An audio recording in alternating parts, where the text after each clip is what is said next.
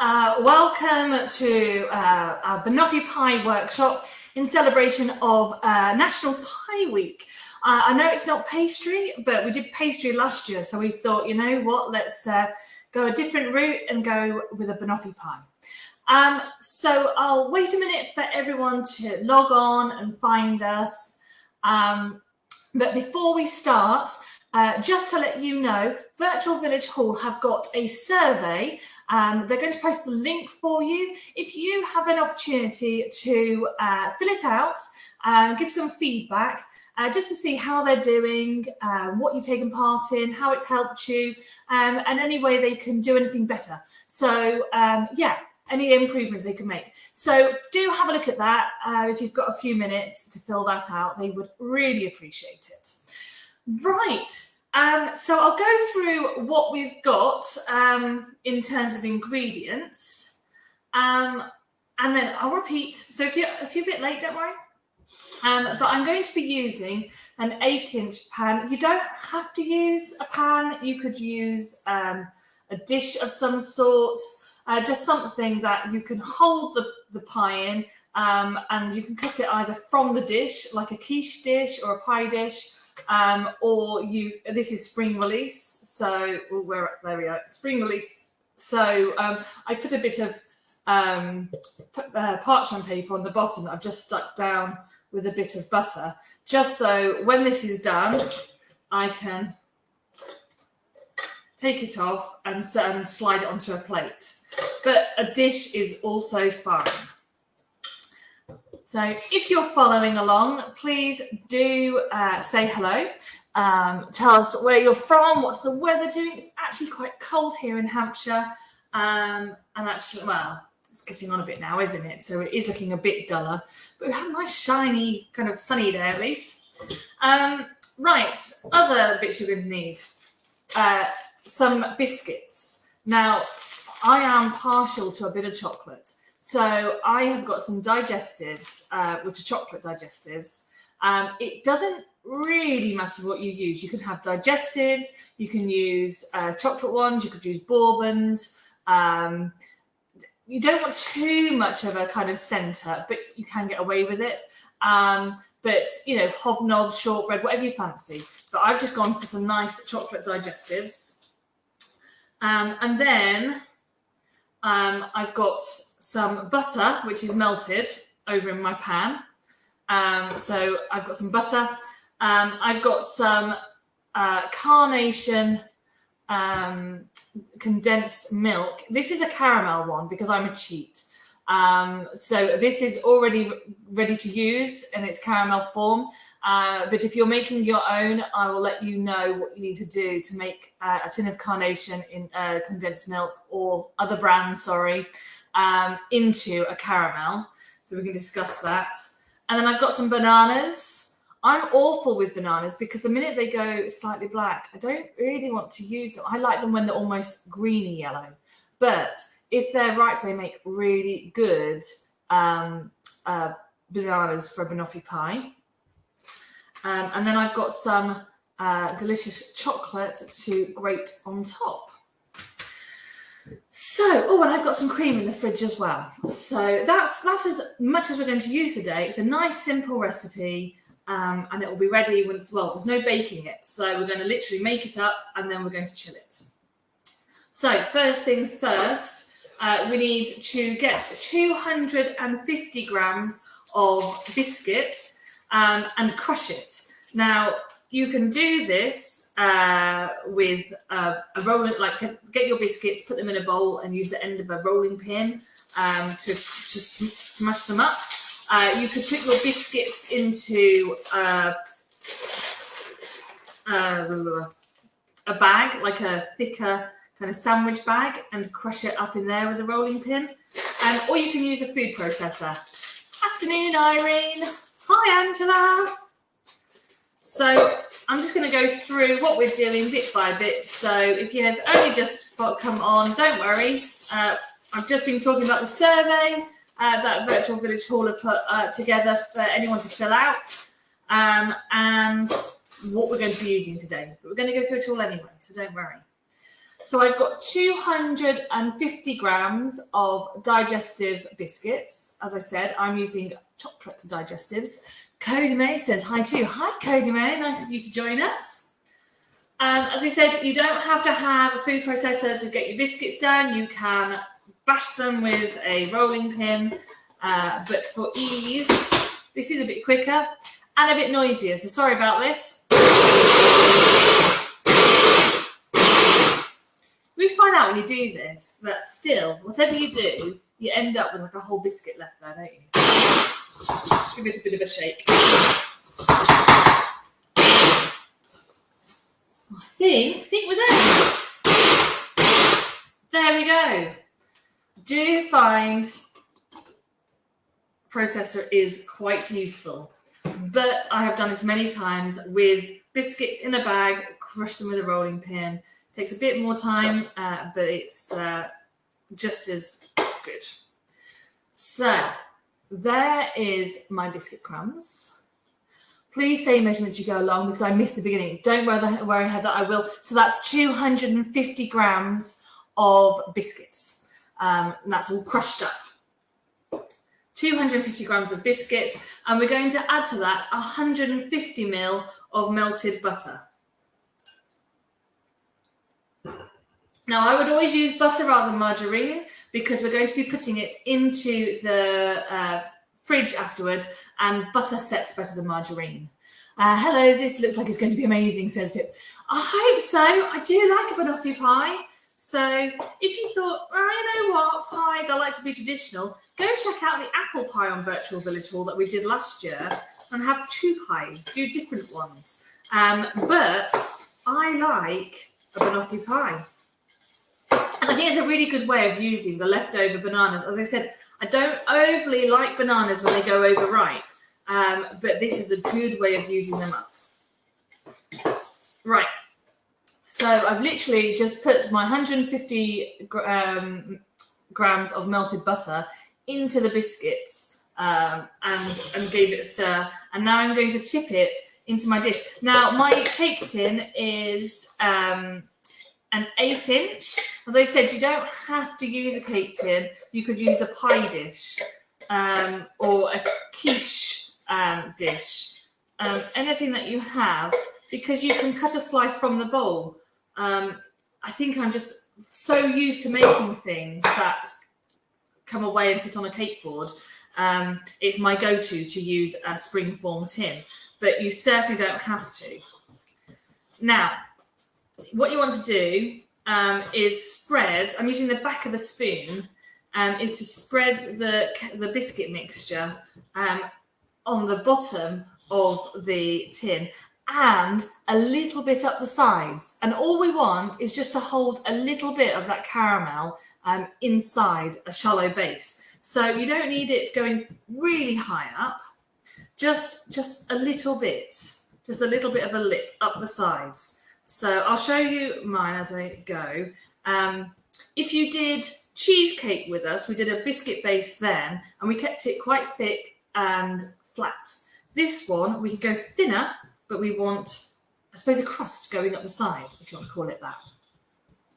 So that's how mine's looking. It's spread out, but I need it more up those sides. So it's kind of gathered a bit in the middle. Do ask questions as we go along. I'm happy to answer. As I said, I've got an already made caramel because I cheated, and it saved me from having to go between the hob and the island here where I'm talking to you. But if you're making your own caramel, we can go through how you're going to make that. So if you've looked at your tin and gone, oh no, I've got condensed milk, not the caramel condensed milk, just put it in the comments and I can tell you how to make that into a caramel. Or maybe you're doing something else. Maybe you're changing it up and doing something a bit different. If you're getting inventive, do let me know. I do like it when we get inventive. Now, I'm also gearing up for the summer. I know it's a bit early. I know we've just got into spring, but I need that sunshine. This is a really good dessert for the summer as well, because when it gets really warm and the last thing you want to do is to put your oven on, this is not only quick, but no oven required. And you can whip it up pretty quickly. Literally whip it up. Right, I'm getting there. I don't know about how you're doing, if you're making this now, or are you making it another day? So I'm just spreading it. Would like to know how to make a can of condensed milk into caramel, please, Isabel. Right, so what you want to do, if you've got the same size can, so 397, I think they come in, little condensed milk can, what you want to do is put a pan on the hob and add to it 75 grams of butter and 75 grams of brown sugar. And you're going to put that on a medium heat, until the sugar has dissolved. The minute you've got it combined, and you shouldn't need to stir it too much for that to happen, a little bit to start off with. Once it has combined, then you want to pour in your condensed milk and put it onto a rapid heat and keep stirring it. Very quickly, you have to keep stirring it because otherwise it will stick. But that will come to a boil and it will start to turn into a caramel colour. Keep it going until it thickens and it looks like a caramel.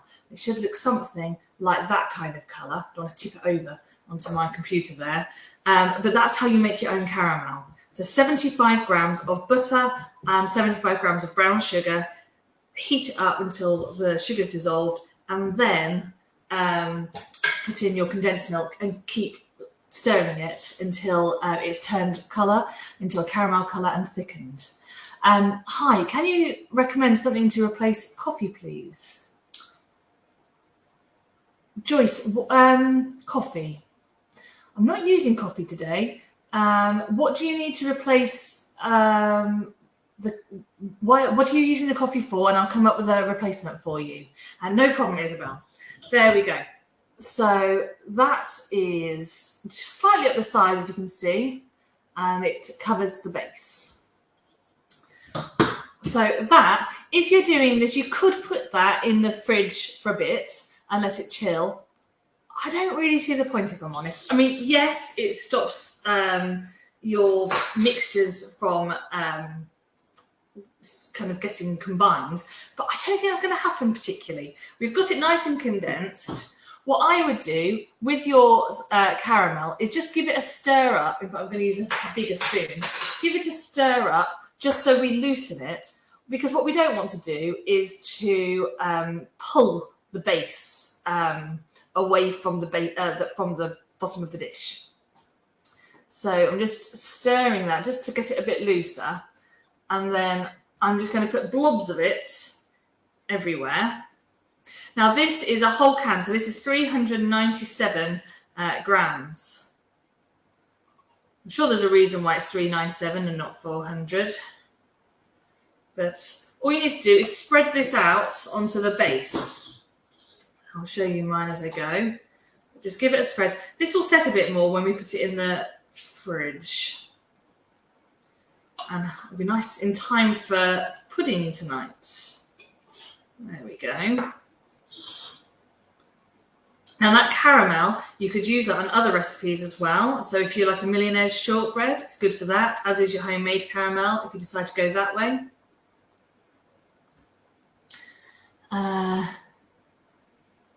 Joyce has put, sorry, I thought Banoffee had coffee in it. My mistake. You know what?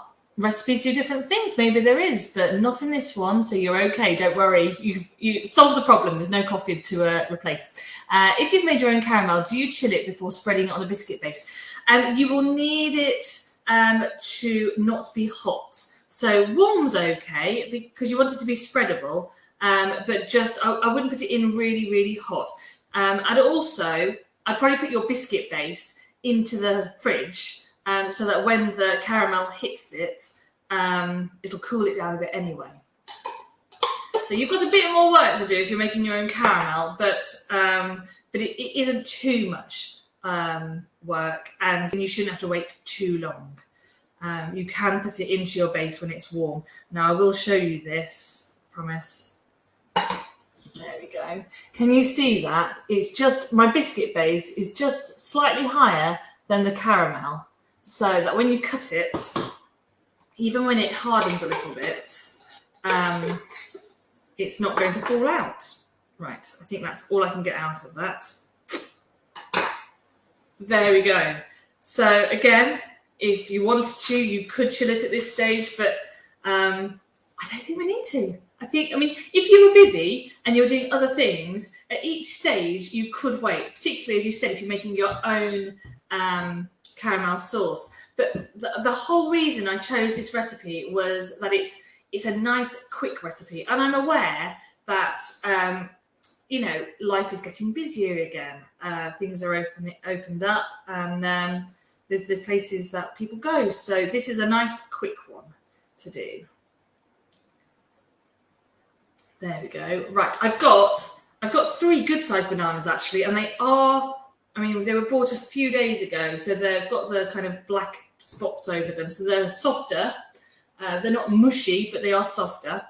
And I want to chop these, and I'm probably going to chop them about centimetre, 2 cent.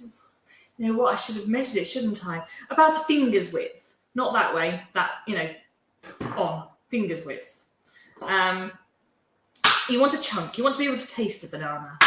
So if I show you, that's kind of the width I've done. You might not need 3. You can always chop 2 bananas up, and what you're going to do is you're going to just press them lightly, just gently, into the caramel. So you could always do 2 bananas and see if you need that third. Save the banana for later. Right, there we go. So I'm going to start on the outside. I don't know if you can see that little bit of banana. And I'm just going to push them, well, place them rather, not push them, place them next to each other, like so. You will see in a minute as I come round. Bear with me. There we go. Can you see that now? So just keep going with your bananas. And my husband doesn't particularly like bananas, but he does like Banoffee Pie. Although I go to an art class on a Tuesday, and I'm tempted to give it to the guys there. So he might not get this at all. This might go elsewhere. There we go. So that's 1 banana. I think I might need the 3, but we'll see. So let's put this together. It's another banana. You can't see what I'm doing. There we go. Hidden it. Just give those a chop up. And place those on. So what have you all been up to? Has anyone done any of the other virtual village hall workshops this week? Have you been out and about? I can't even remember what I did yesterday. That's awful, isn't it? Right, so I'm now doing another circle inside. So I'm just going to place those. There we go, like so. You just want to put as much banana in as you can and have a nice layer so you can taste it for every slice. Now, once you've made this, you can keep it in the fridge and it will last 2, maybe 3 days. Just keep it refrigerated. Or you know what? I am like a piece off. It's like if you've seen the titles to the Great British Bake Off and they have a cake with like a missing raspberry that annoys everyone. Well, that is the missing piece of banana just there. So what I'm going to do is I'm going to use the 3rd one, but I'm going to eat the rest of the banana afterwards. So how many bananas do you guys use? If you're doing this, how many bananas did you end up using? I reckon I'm going to need 2 pieces. That'll make me feel better if I can just put 2 in. There we go. Lovely. Yep. So I've filled that with banana. I'm at risk of spilling it as I tilt it to show you. Right, let's put that elsewhere so I can eat that later for a snack.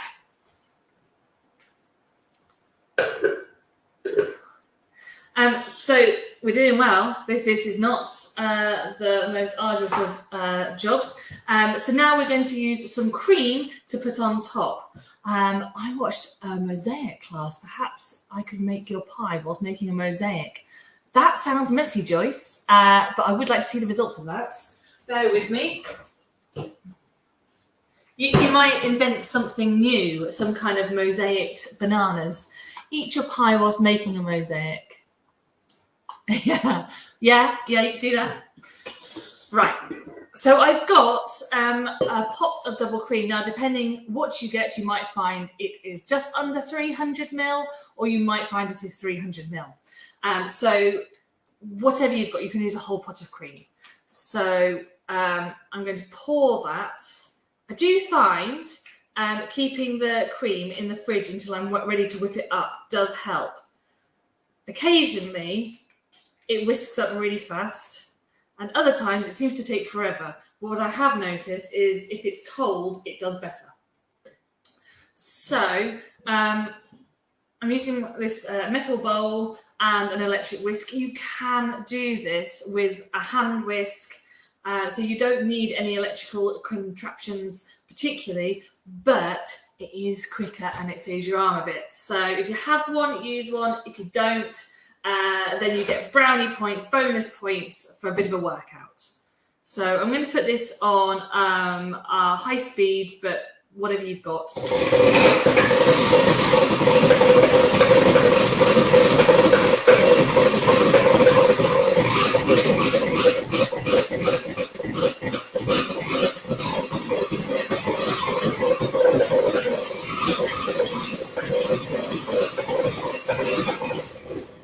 Realise this is getting very noisy. What you're looking for is for it to be thick so that it keeps its shape.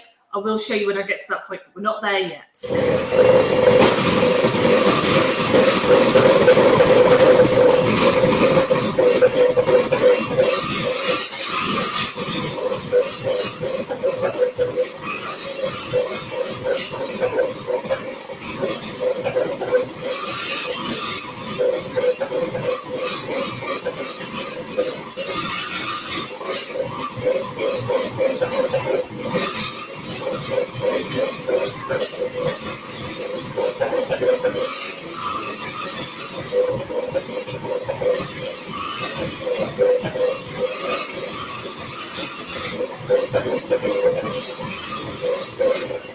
This is one of those times that it is going to take a bit, but give me a minute, we're nearly there.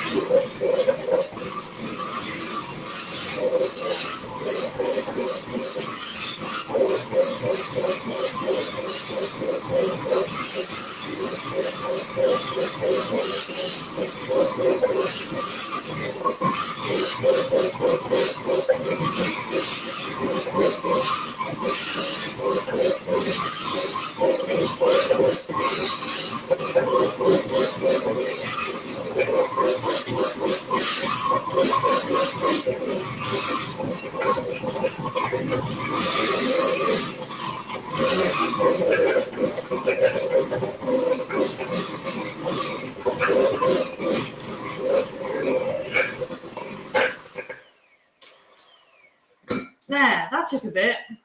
But as you can see, it is now completely set. So if I do that, nothing is coming out.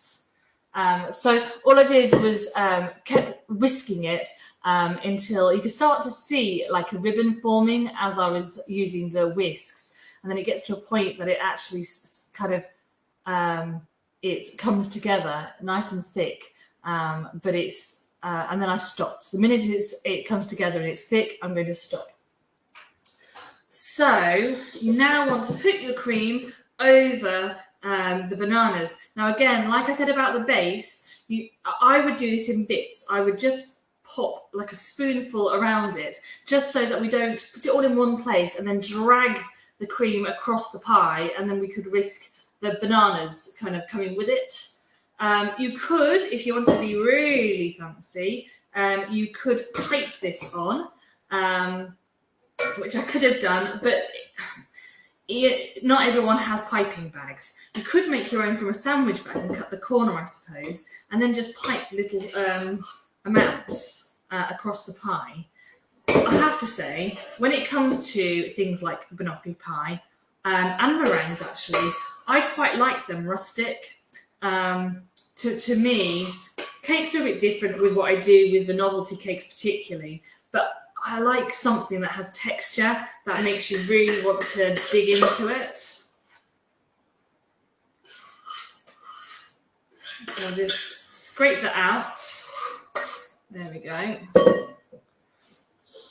So I've got it more or less central. So I'm just going to push it to the edges of the pie. If it doesn't go over the crust, that's not such an issue. But I would like it to cover the bananas. So just gradually just push it slightly further out.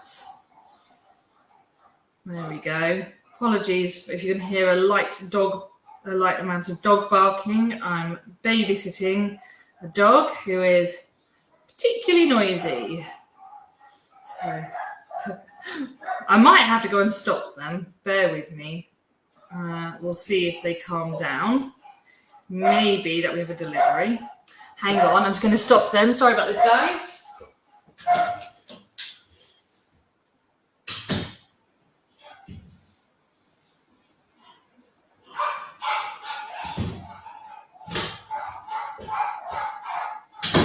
There we go. Sorry about that. We've got someone's come and put something through the door and set them off.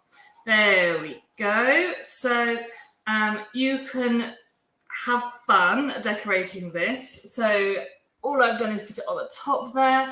I try and flick it up a bit and kind of create a little bit of, as I said, texture. I think it's nice with a bit of texture to it. But however you do it, just cover it. And then, just to finish it off, we're going to put some chocolate over it. So I think I'm about there. I think I'm about there. I'll just quickly take that off. Oh, you know what I didn't do?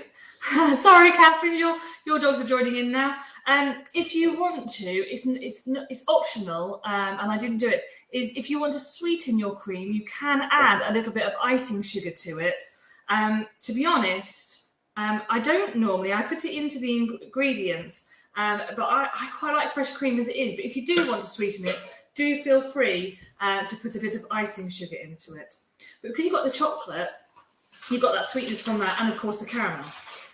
Now, this is my new favourite chocolate, actually. It's only from Lidl, but it's really, that way. It's a really nice milk chocolate, and it's not too expensive, so I thought I'd use some of that today. So I'm just going to grate it on top. So you can use a bigger, thicker grater if you want, like a cheese type one, but I'm just doing little bits.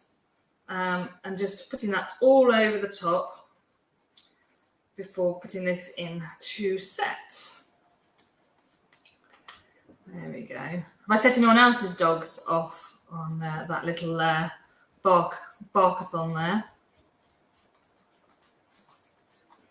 There. Now you can put on as much or as little chocolate as you like. I am a bit of a chocoholic, I have to admit. So I am going to make sure it is nicely covered. I'm not going to be stingy with my chocolate. There. I think I've got quite a bit on the worktop as well. Oops. There we go. Yeah, I think I'm happy with that. Got it all on my wrist there. There we go.